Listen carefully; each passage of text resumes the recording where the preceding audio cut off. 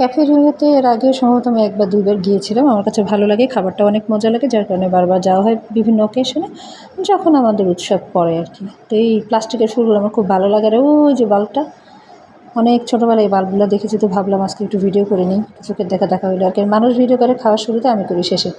আসসালামু আলাইকুম। হ্যালো ভাই, কেমন আছেন? উনি আমার একটু বাঁকা হাসি দিলেন, আর সবাই আমার দিকে অবাক হয়ে তাকায় আছে যে আমি কী আর ভিডিও করি। সব ফাতিল খালি, গরম পানিতে ধোয়াও শেষ, আবার গরম পানি ডাললে থুয়ে দিছে, আর আমি ভিডিও করা শুরু করছি। সবাই আমার মনে পাগল ভাবতে আছে।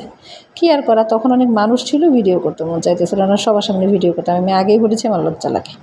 তো এই তো সব পরিষ্কার, একদম ক্লিয়ার করে ফেলাইছে। তারপর আমি ভিডিও শুরু করছি বা শেষ করছি, যেটা বলেন বলতে পারেন। এই যে মাঠঘাট সব ক্লিয়ার, খালি একটা সাইডে কোনার ভিতরে বিয়াবাড়ি চলতে আছে, ওটা এখনও শেষ হয় নাই আর কি। তো টুকটাক কতগুলো ছবি তুলে নিলাম।